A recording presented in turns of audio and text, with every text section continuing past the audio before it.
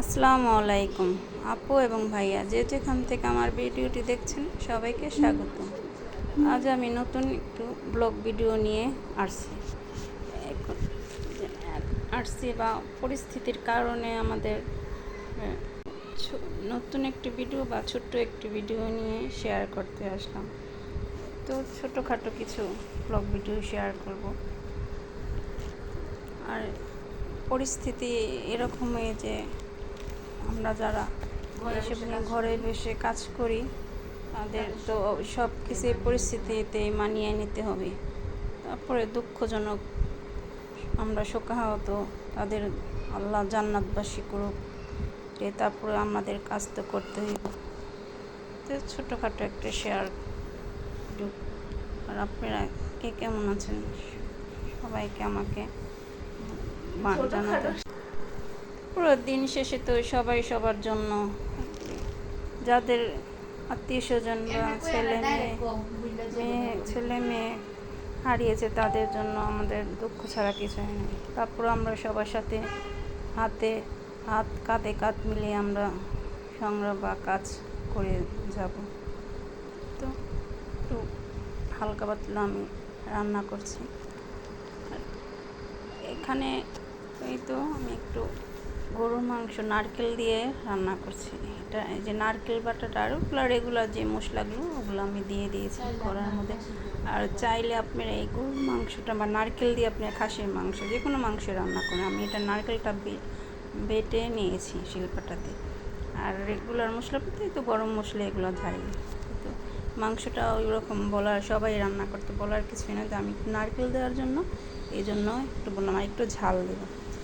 গরুর মাংসটার সাথে এটার সাথে একটু আলুও দেবো। আমি যেভাবে নারকেল দিয়ে রান্না করি সেইটাই আছে একটু দেখাবো।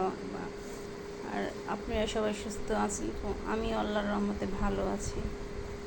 একদিন পর কিন্তু আসলে আমাদের ভাষায় প্রকাশ করার মতো শুনে পরিস্থিতি আরও কী হবে সেটা অবশ্য একমাত্র আল্লাহ তাআলা জানে। তিনি সব চাইলে সব করতে পারে, তিনি চাইলে সব ধ্বংস করতে পারে, তিনি চাইলে ভালো করতে পারে। দেখতে দেখতে অনেক দিনগুলো কেটে গেল।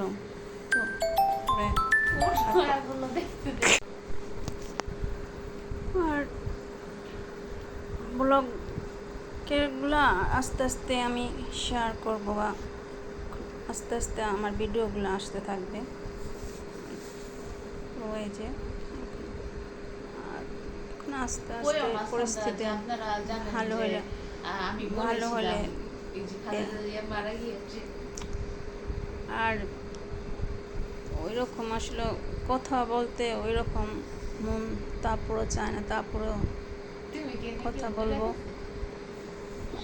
অন্যের ছেলে বা মেয়ে মারা যাওয়া মানে আমার ছেলে মেয়ে মারা যায়, এইটুই করে আল্লাহর কাছে সবার জন্য দোয়া চাই। বা যে এখন আল্লাহ পরিস্থিতি সব জন্য শিকার সুন্দর করে দেয় এটাই। আর আমার মাংসটা বা কেমন হবে এটা আপনারা কমেন্টের মাধ্যমে জানান। সাথে আমি একসাথে পরোটা ভাবছি সকালের নাস্তাটাই আমি সেটাই শেয়ার করলাম। একসাথে আমি গরুর মাংসটা নারকেল দেওয়া হচ্ছে আর সাইডে আমি পরোটা ট্রাই করছি।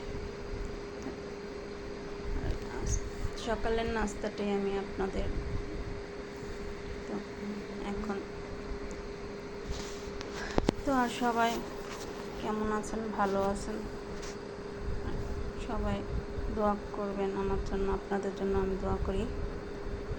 থাকেন, সুস্থ থাকেন। আর এই তো আমার গরুর মাংসটা কষানো হয়ে গেছে, তো পরোটাও হয়ে গেছে। তাই এখন তো আল্লাহ হাফিজ। সবাই ভালো থাকুন, সুস্থ থাকুন। আসসালামু আলাইকুম।